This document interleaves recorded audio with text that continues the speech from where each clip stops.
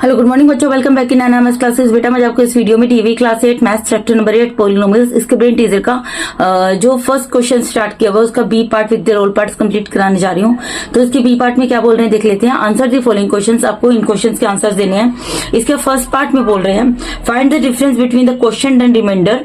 आपको क्वेश्चन और रिमाइंडर के बीच में बेसिकली आपको क्वेश्चन एंड रिमाइंडर के बीच में क्या करना है, डिफरेंस फाइंड आउट करना है when this is divided by this, यानी जब इस पॉलिनोमियल को इससे डिवाइड किया जाता है तो इसको डिवाइड करके जो क्वोशिएंट और रिमाइंडर आता है ना उसके बीच में डिफरेंस फाइंड आउट करना है। तो डिफरेंस तो बाद में फाइंड आउट करेंगे, पहले सबसे इसको डिवाइड करके देख लेते हैं बेटा। तो डिवाइड करके दिखाती हूँ मैं आपको। यहाँ पर देखिए एक लाइन ड्रॉ कर लेते हैं यहाँ पर, ठीक है जी। अब इसको डिवाइड करते हैं। देखो बेटा यहाँ पर क्या है, x cube minus 6x square plus 11x minus 6, इसको किससे डिवाइड करना है, x प्लस 1 से। ठीक है, x प्लस 1 से डिवाइड करते हैं। तो कैसे डिवाइड करते हैं बेटा, यहाँ पर जो आपका फर्स्ट टर्म होती है, जो भी यहाँ पर फर्स्ट टर्म होती है उसको ऊपर रखते हैं, ठीक है। और यहाँ की जो फर्स्ट टर्म होती है इससे डिवाइड करते हैं। अब यहाँ पर x की पावर 3 है, यहाँ x की पावर कुछ नहीं है तो 1 है। तो 3 में से अभी बेस सेम है, डिवाइड का साइन है, पावर सब्ट्रैक्ट हो जाएंगी। 3 में से 1 माइनस होगा, x की पावर क्या आ जाएगी 2। यानी कि जब मैंने इसको इससे डिवाइड किया तो आंसर क्या आया, x raise to the power 2। ये जो टर्म होती है एज इट इज उतर जाती है बेटा। प्लस का 1 है, ये मल्टीप्लाई होगा जो आंसर आता है इससे। तो 1 जब x स्क्वायर से मल्टीप्लाई होगा क्या हो जाएगा, x स्क्वायर आएगा। x स्क्वायर लिख दो, उसका कोफिशिएंट कुछ नहीं है तो उसका कोफिशिएंट क्या आएगा 1। तो मैं यहाँ पर आपको 1x स्क्वायर लिख कर दिखा देती हूँ। उसके बाद एक लाइन ड्रॉ करते हैं, ठीक है। इन दोनों के आगे क्या है, प्लस का साइन है बेटा। यहाँ पर जो भी साइन होता है उसका अपोजिट साइन लगता है, माइनस का लग गया। यहाँ जो साइन होता है उसका अपोजिट साइन लगता है, माइनस का साइन लग गया, ठीक है। यानी कि अब इस एक्स क्यूब के साइन को हम प्लस की जगह कंसिडर करेंगे माइनस, और यहाँ पर इसी तरीके से इसके साइन को प्लस की जगह माइनस का साइन कंसिडर करेंगे, ठीक है जी। अब यहाँ पर प्लस का एक्स क्यूब है, यहाँ माइनस का एक्स क्यूब है, दोनों आपस में कैंसिल हो जाएंगे, ठीक है। यहाँ एक्स स्क्वायर तो उतरेगा ही उतरेगा, यहाँ 11x उतरेगा 6 उतरेगा। यहाँ पर माइनस 6 है बेटा और माइनस 1 है। माइनस माइनस क्या होता है, माइनस माइनस आपको पता है प्लस होता है। तो 6 में 1 को प्लस किया 7 आ गया और साइन माइनस का आता है, ठीक है। यानी कि यहाँ पर इन दोनों को सोल्व किया तो क्या आ गया, माइनस 7x।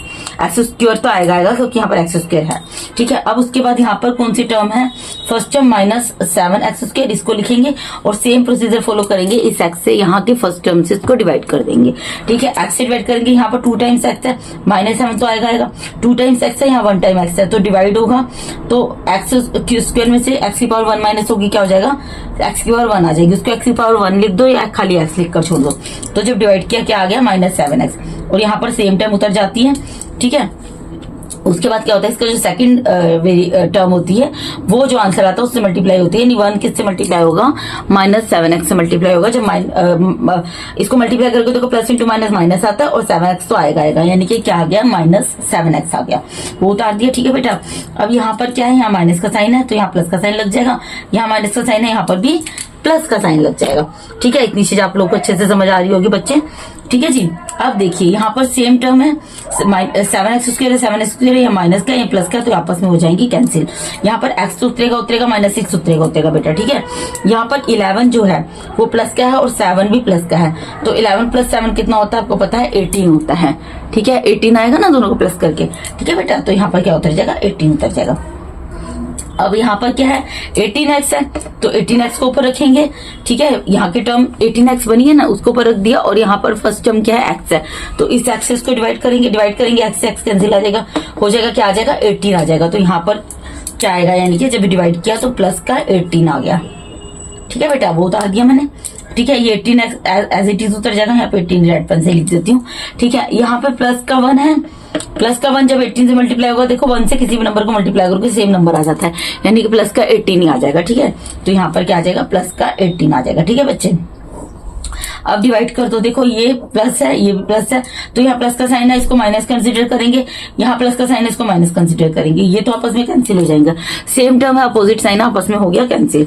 यहाँ पर देखो माइनस 6 है एंड माइनस 18 है, तो माइनस माइनस क्या होता है, प्लस होता है, तो 24 आएगा। 8 और 6 को प्लस करोगे साइन माइनस का आता है, माइनस 24 आ जाएगा। क्या आ जाएगा बेटा, माइनस 24 आ जाएगा। अब ये तो आपने सोल्व कर लिया। अब इन्होंने देखो हमें क्या बोला था, इन्होंने भी बोला था आपको डिफरेंस फाइंड आउट करना है क्वोशिएंट और रिमाइंडर के बीच में, जब ये जो पोलिनोमियल है इसको इससे डिवाइड किया जाता है। डिवाइड हमने कर लिया। अब हमारा यहाँ पर क्वोशिएंट क्या है, क्वोशिएंट क्या होता है, क्वोशिएंट ये रहा, और रिमाइंडर क्या है, रिमाइंडर आप देख सकते हो, रिमाइंडर -24 है, यानी कि इन दोनों का डिफरेंस फाइंड आउट करना है। ठीक है, तो देखो डिफरेंस कैसे फाइंड आउट करेंगे, यहाँ पे लिख देती हूँ डिफरेंस बिटवीन क्वोशिएंट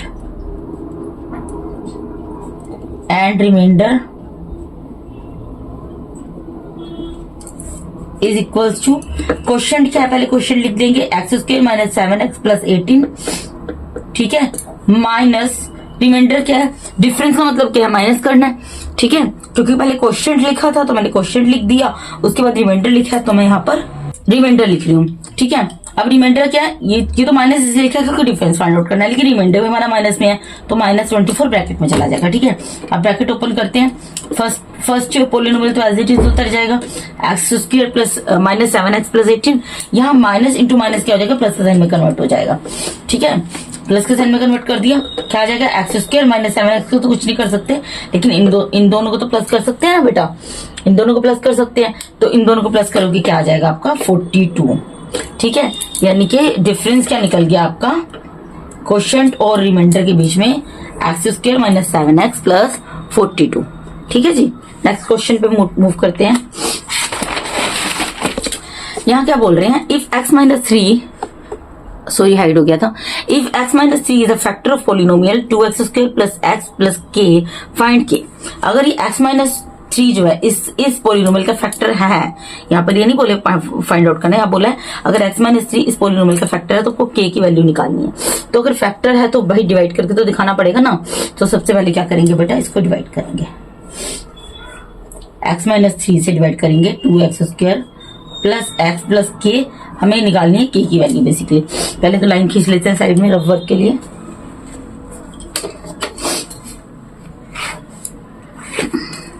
देखो कैसे डिवाइड करते हैं, यहाँ जो फर्स्ट टर्म है वो लिखी, ठीक है, यहाँ की फर्स्ट टर्म को डिवाइड कर दिया, 2 तो आएगा, यहाँ x² है, यहाँ x है, ठीक है, बेस सेम है, x है, पावर्स क्या होंगे, सब्ट्रैक्ट हो जाएंगे, इसकी पावर कुछ नहीं है 1 है, x की पावर 2 है, 2 में से 1 माइनस हो गया तो क्या आ जाएगा, सिंपल x आ जाएगा, 2x⁻1 लिख दो या 2x लिख कर छोड़ दो। ठीक है, तो क्या आ गया, डिवाइड किया 2x आ गया, ये टर्म एज इट इज उतर जाएगी। ठीक है, 3 - 3, अब सेकंड टर्म क्या है, -3 को क्या करते हैं, आंसर से मल्टीप्लाई करते हैं, जो भी यहाँ पर सेकंड टर्म होती है उसको जो भी आंसर आता है उससे स्टेप बाय स्टेप मल्टीप्लाई करते चले जाते हैं। ठीक है, तो माइनस इंटू प्लस माइनस होगा, 3 2 6 होगा और x तो उतरेगा, यानी कि क्या आ गया, -6x। ठीक है बेटा, अब इसके आगे प्लस का साइन है, इसके आगे प्लस का साइन है, ये प्लस क्या है, इसका साइन चेंज होगा, माइनस का इसका साइन चेंज होगा, ये प्लस क्या तो माइनस का हो जाएगा, माइनस क्या तो ये प्लस का हो जाएगा। ये तो देखो जब ये माइनस का हुआ तो क्या होगा, सेम टर्म है तो अपोजिट साइन है, कैंसिल हो गया। ठीक है, यहाँ पर क्या है, एक्स है बेटा, एक्स उतरेगा, इसका कोफिशिएंट कुछ नहीं है तो 1 है। ठीक है, तो x को तो छोड़ ही दो, 1 और 6 इन दोनों को प्लस कर लो, 1 और 6 को प्लस करते हैं, आपको पता है 7 आता है, यानी कि 7x आ गया प्लस k आ गया। ठीक है जी, अब इसके बाद क्या करते हैं, यहाँ पर ये क्या है, यहाँ पर आपका 7x आया। ठीक है, 7x आया ना बेटा, तो 7x को ऊपर लिखो। ठीक है, और यहाँ पर इसको x को नीचे लिखो। यहाँ जो भी टर्म आती है फर्स्ट टर्म उसको हम क्या करते हैं, डिवाइड करते हैं यहाँ के फर्स्ट टर्म से। ठीक है, तो x से x कैंसिल हो जाएगा, क्या आ जाएगा, 7 आएगा। यहाँ पर आंसर में आपका क्या आएगा, 7 आएगा जब आप डिवाइड करोगे 7x। अब यहाँ पे माइनस का 3, जो माइनस का सेकंड टर्म होती है, जो भी आंसर आता है उससे मल्टीप्लाई होती है, आंसर क्या है 7, तो माइनस इंटू प्लस माइनस होता है और 3 7 से 21 होता है, यानी कि क्या आ गया, जब मैंने इसको मल्टीप्लाई किया बेटा यहाँ पर 3 7 से 21 आ गया। ठीक है, तो अब ये के नीचे तो 21 लिख नहीं सकती मैं, इधर लिखना पड़ेगा मुझे कहीं पर। ठीक है, अब ये भी प्लस क्या है, ये भी प्लस क्या है और ये माइनस क्या है। ठीक है, ये प्लस क्या है, तो क्या होगा, इनके साइन चेंज हो जाएंगे, ये माइनस का हो जाएगा और ये माइनस का हो जाएगा क्योंकि प्लस का, और ये प्लस माइनस क्या है तो प्लस का हो जाएगा। अब यह 7x सेम टर्म है तो क्या होगा बेटा, अपोजिट साइन है, कैंसिल हो जाएगा। ठीक है, सेम टर्म होती है तो अगर सेम टर्म हो और अपोजिट साइन हो तो वो टर्म आपस में कैंसिल हो जाती है। यहाँ पर क्या ऊपर से उतरेगा के और यहाँ पर 21 के आगे कौन सा साइन कंसिडर करेंगे हम? ये बेटा प्लस का करेंगे। ठीक है जी। अब हमें क्या करनी है? के की वैल्यू निकालनी। के की वैल्यू हम कब निकाल सकते हैं बेटा? के की वैल्यू हम तब निकाल सकते हैं जब हम के प्लस, यहाँ पे मैं रेड पेन से लिख देती हूँ, अगर हम के प्लस 21 जो भी रिमाइंडर आया इसको इक्वल टू 0 लिखते हैं तो के की वैल्यू निकल जाएगी। देयरफॉर के इज इक्वल टू, ये माइनस का 21 है, इधर जाएगा तो क्या हो जाएगा, सॉरी ये प्लस का 21 इधर जाएगा तो क्या हो जाएगा, माइनस का, यानी कि के की वैल्यू क्या आ गई बच्चे यहाँ पर -21। ठीक है, समझ आया आपको? ये हम 0 के इक्वल कब लिख सकते हैं? ये तब लिख सकते हैं अगर जो है ये फैक्टर हो। ठीक है, इफ के इज, यहाँ पर मैं लिखकर दिखा देती हूँ आपको, if K is a factor then remainder is equal to 0। अगर यहाँ पर के फैक्टर है, अगर यहाँ पर के फैक्टर है तो रिमाइंडर 0 होगा, इसलिए मैंने इस रिमाइंडर को इक्वल टू 0 लिख दिया। तो क्योंकि रिमाइंडर को इक्वल टू 0 लिख दिया, प्लस का 21 था, इधर लेफ्ट में था, के की वैल्यू निकालनी है तो के को एज इट इज उसके प्लेस पे रहने दिया और प्लस के 21 को राइट हैंड साइड से लेके लेफ्ट में राइट में लेकर गए हैं, वो प्लस का था तो वो माइनस का हो गया। ठीक है, तो इस तरीके से हमने के की वैल्यू निकाल ली। यहाँ पर कितने निकली है? -21। नेक्स्ट पार्ट में मूव करते हैं। इस क्वेश्चन को ध्यान से समझना। नेक्स्ट पार्ट जो है यहाँ बोल रहे हैं, कैन x-1, क्या x-1 be the remainder on a division of a polynomial px by this, justify your answer. बेटा देखो यहाँ पर क्या बोल रहे हैं, यहाँ ये बोल रहे हैं कि अगर मैं x+3 से, यहाँ पर कोई पोलिनोमियल है px, पोलिनोमियल दिया नहीं हुआ, हमें सिर्फ ये दे दिया है कि px है। ठीक है, तो अगर मैं इस x+3 से इसको डिवाइड करूं, ठीक है, तो क्या यहाँ पर रिमाइंडर x-1 आएगा? ये आपको बताना है। क्वेश्चन को मैं दोबारा रिपीट कर रही हूँ। जस्टिफाई आंसर, आपको अपने आंसर को जस्टिफाई भी करना है। यहाँ ये बोल रहे हैं अगर मैं यहाँ पर कोई भी, यहाँ पर एक पोलिनोमियल है, ठीक है, कोई ना कोई पोलिनोमियल तो होगा जिसको हम डिविडेंड बोलते हैं। यहाँ जो टर्म लिखी जाती है उसको डिविडेंड बोला जाता है ना, इसको डिवाइजर, इसको रिमाइंडर, और जो आंसर आता है उसको क्वेश्चन बोला जाता है। ठीक है, तो ये बोल रहे हैं यहाँ पर कोई पोलिनोमियल है, अगर मैं उसको x+3 से डिवाइड करूं तो क्या x-1 जो है वो रिमाइंडर होगा? अगर होगा तो बताओ क्यों होगा, और नहीं होगा तो ये भी बताओ क्यों नहीं होगा। ठीक है, जस्टिफाई योर आंसर, आपको अपने आंसर को जस्टिफाई करना है ना। देखो सिंपल सी चीज को आप समझने की कोशिश करना। आप ये चीज जानते हो बेटा, अगर मुझे चाहिए कि मुझे ये रिमाइंडर बचे ही बचे, तो देखो अगर अब यहाँ पर ये डिवाइजर है, सपोज करो हम क्या करते हैं, यहाँ पर जो आंसर आता है, ये जो भी आता है, यहाँ पर x आया, इस x को रखते हैं और फिर इसके बाद इसकी फर्स्ट टर्म को रखते हैं और डिवाइड करते हैं और कैंसिल हो जाता है, आंसर बना जाता है। तो ये तो इस केस में तो यहाँ पर x बचेगा ही नहीं। ठीक है ना, अगर मैं इसी को देखूं कि डिवाइजर ये है और मेरा रिमाइंडर ये है, ठीक है, मुझे रिमाइंडर ये चाहिए, तो अब ये तो सोल्व हो सकता है आगे। ये किस केस में ये x-1 यहाँ पर आ सकता है? ये x-1 उस केस में आ सकता है बेटा जब यहाँ पर x की पावर अगर यहाँ पर 2 हो, x की पावर 2+3 हो, x की पावर 2+3 हो, या x की पावर 3+3 हो, या x की पावर 4+3 हो, मतलब x की कोई ऐसी पावर हो जो यहाँ पर x की जितनी पावर दी उससे ग्रेटर हो। समझ रहे हो मेरी बात? क्यों? क्योंकि अगर यहाँ पर सपोज करो x की पावर 2 भी होता तो यहाँ पर ये हम क्या करते हैं, पहले इसको रखते हैं ऊपर, उसके बाद इसको डिवाइड करते हैं ना, तो हम कर ही नहीं पाएंगे।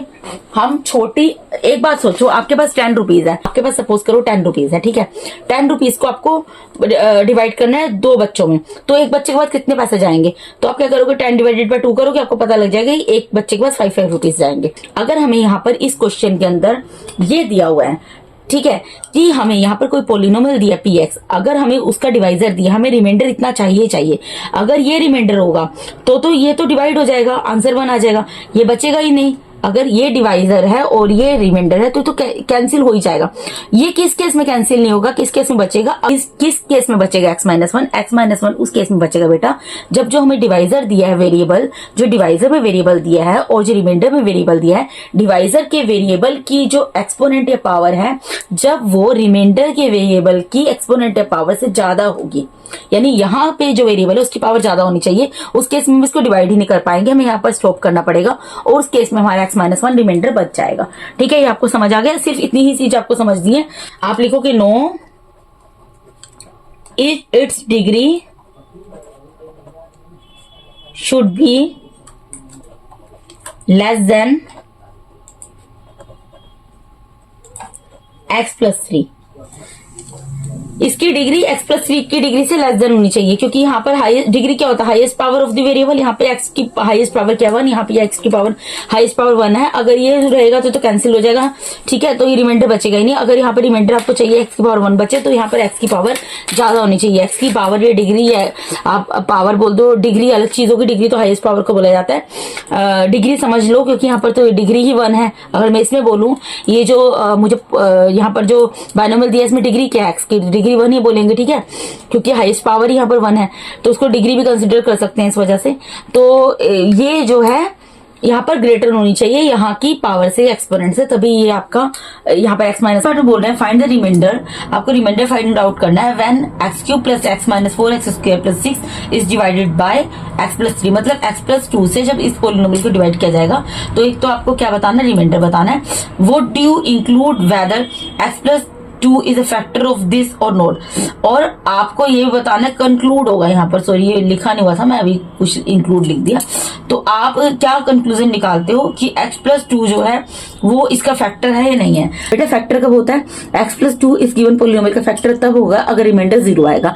अगर रिमाइंडर 0 आएगा तो हम लिख देंगे yes, because remainder is 0 therefore x plus 2 is the factor of given polynomial. अगर आंसर 0 नहीं आएगा तो हम लिख देंगे no, this is not the factor of x plus 2 is not a factor of given polynomial because its remainder is this one, ठीक है, या इसका रिमाइंडर जो है इज नॉट इक्वल टू 0, ठीक है जी। तो चलो इसको सोल्व करते हैं, पहले सबसे डिवाइड करके देखना पड़ेगा, ठीक है। अब जरा इस क्वेश्चन में एक चीज मुझे बताओ, इसमें आपको क्या गड़बड़ नजर आ रही है। इसमें ये गड़बड़ है बेटा, इसको सोल्व करने से पहले आपको ये देखना है कि स्टैंडर्ड फॉर्म में है कि नहीं है। देखो अगर ध्यान दो, यहाँ पर क्या है, वेरिएबल क्या है, x है, ठीक है, ठीक है, इस ठीक है, क्या x है, लास्ट में कांस्टेंट टर्म है, ये भी ठीक है। अब यहाँ पे हाईएस्ट पावर है, ठीक है, लेकिन इसके बाद देखो यहाँ x की पावर 3 दे दी, यहाँ 1 दे दी, फिर यहाँ पर 2 दी है और फिर कांस्टेंट। हमें पहले इसको सिस्टमेटिकली वे में अरेंज करना है। मेरे कहने का मतलब क्या है, पहले इसकी पावर को डिक्रीजिंग ऑर्डर में लिखना है। x क्यूब वाला टर्म यहाँ आएगी, फिर इसके बाद आएगी -4x स्क्वायर वाली टर्म, फिर आएगी प्लस x की टर्म और फिर प्लस 6 आएगा, और इसको हम डिवाइड करेंगे, डिवाइड,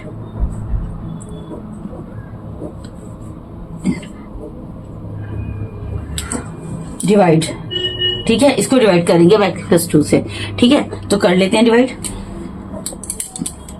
x प्लस 2 से डिवाइड करना है हमें x cube -4x square plus x plus 6 को, ठीक है बेटा। यहाँ पर एक लाइन खींच देते हैं।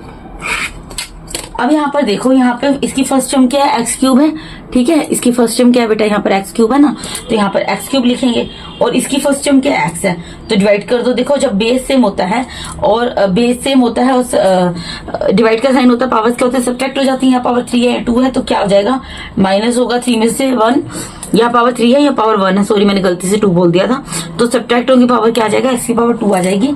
तो यहाँ पर यानी कि जब मैंने x क्यूब को x से डिवाइड किया तो क्या आ गया, x स्क्वायर आ गया। अब ये टर्म एज इट इज उतर जाएगी।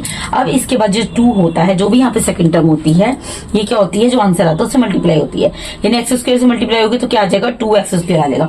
तो यहाँ पर आ गया प्लस का 2x स्क्वायर, ठीक है। फिर यहाँ पे लाइन खींच देते हैं, ये दोनों टर्म जो है प्लस की है, इसका अपोजिट साइन आएगा, इसका अपोजिट साइन आएगा, ये प्लस की है माइनस की हो जाएगी, प्लस की है माइनस की हो जाएगी, ये तो कैंसिल हो जाएगा क्योंकि सेम टर्म है और अपोजिट साइन है, ठीक है। यहाँ पर x स्क्वायर तो बेटा उतरेगा, प्लस x उतरेगा प्लस 6, लेकिन यहाँ -4 और -2 को सोल्व करके देख लो कि इनका आंसर क्या आएगा। देखो माइनस माइनस प्लस होता है, साइन माइनस का आता है, 4 में 2 को प्लस करेंगे 6 आएगा और साइन माइनस का आएगा, यानी कि क्या आ गया, -6 आ गया। यहाँ पर लिख देंगे -6। अब यहाँ पर टर्म देखो, यहाँ पे क्या बन गई, -6x स्क्वायर बन गए, ठीक है। इसको क्या डिवाइड, किससे डिवाइड करेंगे, x से, तो -6 तो आएगा, यहाँ पर x की पावर 2 है या 1 है, तो 2 में से 1 माइनस हो जाएगा, क्या आ जाएगा, -x आ जाएगा, यानी कि -6x, यानी कि जब मैंने इसको डिवाइड किया तो यहाँ पर क्या आ गया, -6x आ गया। तो यहाँ पर ये टर्म तो एज इट इज सेम उतर जाती है। अब यहाँ पर प्लस का 2 है, सेकंड टर्म प्लस का 2 है, आंसर क्या है यहाँ पर -6x, इससे मल्टीप्लाई करो, देखो प्लस इंटू माइनस माइनस, 2 6 12 और x की जगह x, यानी कि क्या आ जाएगा बेटा, -12x। तो -12x कहाँ उतरेगा, यहाँ पर उतरेगा, यहाँ उतार दिया, ठीक है। फिर लाइन खींची, यहाँ पर प्लस का साइन लगा दिया, प्लस का साइन लगा दिया, जो भी यहाँ साइन होता है उसका अपोजिट साइन लगता है ना। अब देखो यहाँ पे सेम टर्म्स है 6x², 6x², साइन अपोजिट है तो ये तो कैंसिल हो जाएगी, ठीक है। यहाँ पर x उतरेगा उतरेगा, 6 उतरेगा उतरेगा प्लस का। अब यहाँ पर इसको सोल्व कर लो, इसका कोफिशिएंट कुछ नहीं है x का, तो यहाँ पर 1 है। अब 1 में अगर आप 12 को प्लस करोगे क्या आएगा बेटा, 13 आएगा ना, यानी कि इसके आगे क्या आ जाएगा 13, ठीक है। इतनी चीज आप लोगों को समझ आ रही है अच्छे तरीके से, ठीक है बेटा। अब यहाँ पर क्या बन गया, 13x बन गया, तो सेम प्रोसीजर फॉलो करना होता है। अब यहाँ पे 13x रखा, फिर से उसके फर्स्ट टर्म से डिवाइड किया, x है, x से x कैंसिल हो गया, क्या आ गया 13 आ गया, ठीक है। तो यहाँ पर क्या आएगा, जब मैंने 13x को x से डिवाइड किया तो क्या आ गया, प्लस का 13 आ गया, ठीक है बेटा। प्लस का 13 मैंने लिख दिया, इसके नीचे सेम टर्म उधर जाती है, 13x उधर जाएगा, ठीक है। अब यहाँ प्लस का 2 है, प्लस के 20, देखो यहाँ पर प्लस का 2 है और उसको मल्टीप्लाई करना है प्लस के 13 से, सिंपल सी चीज है बेटा। 2 को 13 2 का कितना होता है 26 आता है, प्लस है तो प्लस का ही उतरेगा ना, ठीक है, प्लस है तो प्लस का ही उतरेगा। तो यहाँ पे क्या आ गया, प्लस का 26 आ गया। अब लाइन खींचेंगे, इन दोनों के आगे कोई साइन नहीं है तो प्लस का साइन है, ठीक है। तो यहाँ प्लस का साइन है, इसका अपोजिट साइन माइनस का लगेगा, प्लस का इसका अपोजिट साइन यहाँ पर माइनस का लग जाएगा। ये सेम टर्म है, अपोजिट साइन है, कैंसिल हो जाएगा। अब यहाँ पर क्या है, प्लस का 6 है और माइनस का 26 है। प्लस माइनस क्या होता है, माइनस होते हैं, साइन बड़े नंबर का आता है। 26 में से 6 को माइनस करेंगे, क्या आ जाएगा बेटा, 26 में से 6 को माइनस किया 20 आ गया, और 26 इज ग्रेटर देन 6 तो माइनस का साइन आ जाएगा, यानी कि हमारा रिमाइंडर यहाँ पे क्या बच रहा है, -20। अब क्योंकि यहाँ पर अब इन्होंने क्या पूछा था, सेकंड चीज ये पूछी थी कि क्या, पहले तो उन्होंने बोला था x+2 से इस पूरे पोलिनोमियल को डिवाइड करो, हमने डिवाइड कर दिया। उसके बाद बोला था क्या x+2 इस पोलिनोमियल फैक्टर है। फैक्टर कब होता है, जब रिमाइंडर 0 आता है, मैंने आपको बताया है। रिमाइंडर क्या आ रहा है, -20 आ रहा है, तो लिख देंगे since remainder is equal to -20 therefore x+2 is not a factor of polynomial of the polynomial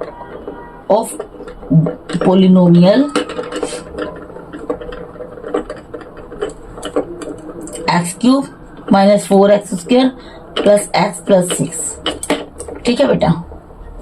of the given polynomial भी लिख दो, जैसे अपनी लैंग्वेज में लिखना चाहते लिख दो, थोड़ा टेढ़ा हो गया बेटा, ठीक है। तो आप देख लेना मैंने क्या चीज लिखी है, मैंने आपको अच्छे से समझा दिया, ठीक है। अब इसके नेक्स्ट पार्ट में मूव करते हैं। इसका ई पार्ट है, लास्ट पार्ट है बेटा, इसको देख लेते हैं। If 8y plus 8y² plus 7 is divided by 1 minus y, then find the remainder। अगर ये कह रहे हैं 8y plus 8y² plus 7 को 1 minus y से डिवाइड किया जाए तो आपको रिमाइंडर निकालना है। सिंपल सी चीज है, बहुत इजी क्वेश्चन है, कर लेते हैं।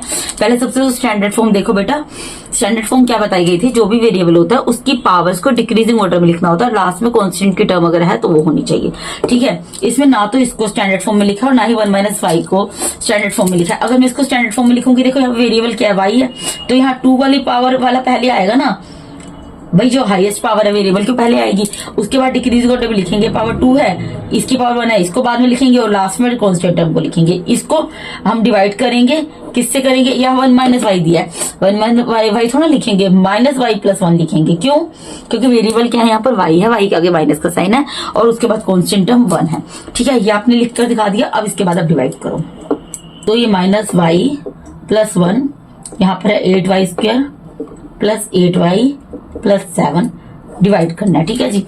तो यहाँ पे फर्स्ट टर्म क्या दी हुई है, 8y² दी है बेटा, 8y², इसको किससे डिवाइड करना पड़ेगा, -y से, जो यहाँ की फर्स्ट टर्म है -y है ना, उससे डिवाइड करेंगे, ठीक है। अब यहाँ देखो -8 तो आएगा क्योंकि -y है, -8 तो आएगा। यहाँ y की पावर 2 है, y की पावर 1 है, तो 2 में से 1 माइनस होगा, क्या आ जाएगा -8y, ठीक है। डिवाइड किया तो -8y आ गया, ये टर्म एज इट इज उतर जाएगी। यहाँ 1 है, 1 किससे मल्टीप्लाई होता है, आंसर से, तो 1 तो किसी भी नंबर से मल्टीप्लाई होता है, आपको पता है, वही नंबर आ जाता है, वही नंबर, वही वेरिएबल, वही टर्म, जो भी समझ लो, ठीक है। तो 1 -8y से मल्टीप्लाई होगा तो क्या आ जाएगा, -8y, तो यहाँ पे लिख देंगे -8y, ठीक है बेटा। अब इन दोनों के आगे क्या है, प्लस का साइन है, ठीक है। इसका अपोजिट साइन लगेगा माइनस, इसका अपोजिट साइन लगेगा यहाँ पर